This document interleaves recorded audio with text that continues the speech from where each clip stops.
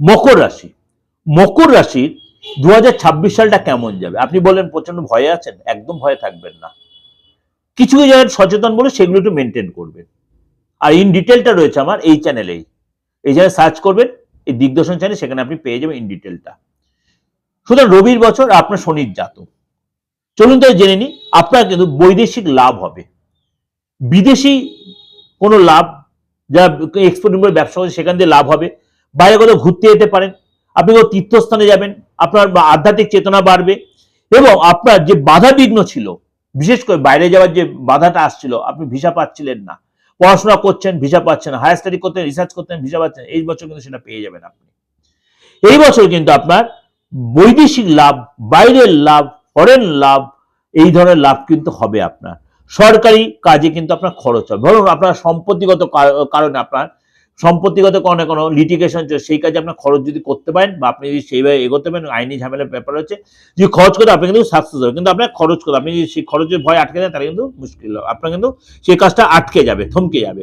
আপনার সম্পত্তি কেনা বেচাতে লাভ হবে, আপনার সম্পত্তি লাভ হবে, গাড়ি কিনতে পারেন, পুরোনো গাড়িটা বিক্রি নতুন, কিন্তু শরীরটা নিয়ে সচেতন থাকতে, বি কেয়ারফুল।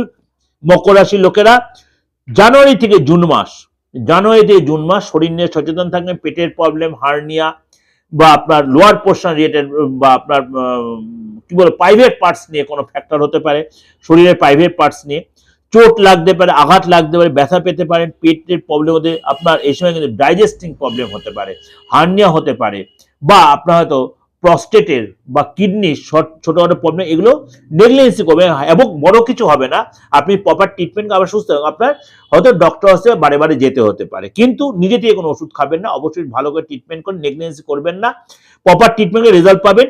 এবং আপনার কিছু না কিছু প্রবলেম একটু হতে পারে, কিন্তু সাময়িক প্রবলেম, সেটাও ঠিক হয়ে যাবে।